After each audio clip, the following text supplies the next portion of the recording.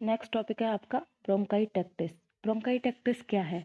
जो अगर ब्रोंकाई या ब्रोंक्यूल्स के अंदर अगर डायलिटेशन हो जाता है, लेकिन डायलिटेशन कैसा? Abnormal dilatation. तो देखते हैं इसकी डेफिनेशन में क्या लिखा है।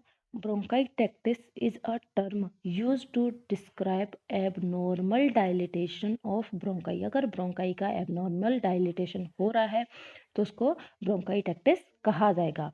एटियोलॉजी क्या रहेगी? Chronic inflammation. अगर अब ये देखो, हम कैसे समझ सकते हैं? अगर किसी को कंटिन्यू ब्रोंकियल अस्थमा की कंडीशन बनी रही है तो वहाँ भी इन्फ्लामेशन होता है उसकी वजह से भी। और बार बार, और इन्फ्लामेशन का मेन कॉज क्या होता है? बॉडी के अंदर इन्फ्लामेशन कब स्टार्ट होता है? जब बाहर से कोई एजेंट, आपको इन्फ्लामेशन बहुत अच्छे से समझाया गया था, अगर बाहर से कोई एजेंट है, कोई इन्फेक्शियस एजेंट बॉडी के अंदर आ रहा है, कोई एलर्जन बॉडी के अंदर आ रहा है, तो क्या है? इन्फ्लामेशन स्टार्ट हो जाता है। अगर किसी तरीके से वो एलर्जन है या जो एजेंट है वो रेस्पिरेटरी पाथवे के अंदर एंटर कर गया तो वहाँ पे क्या है? कंटिन्यू इन्फ्लामेशन चलता रहेगा। और अगर वो इन्फ्लामेशन क्रोनिक हो गया या फिर बार बार एयरवे का क्या है?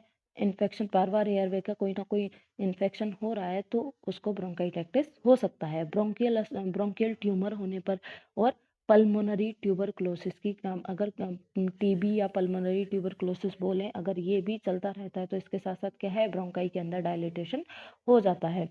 सिस्टिक फाइब्रोसिस, वहाँ पर नोड्यूल बन गए हो, लंग्स के अंदर फाइब्रोसिस डेवलप हो गई हो तो भी क्या है? ब्रोंकाइटिस हो सकता है। और प्राइमरी टीबी और निमोनिया की कंडीशन अगर देखने को मिलती है तो क्या है? ब्रोंकाइटिस हो सकता है। यानी कि ये जो अगर डिजीज है तो उस पेशेंट की क्या है? ब्रोंकाई के अंदर डायलिटेशन परमानेंट हो जाएगा।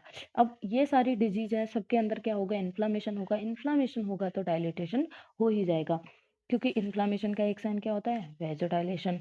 तो वहाँ ये आपको डायलिटेशन देखने को मिलेगा। फिर है क्लिनिकल फीचर।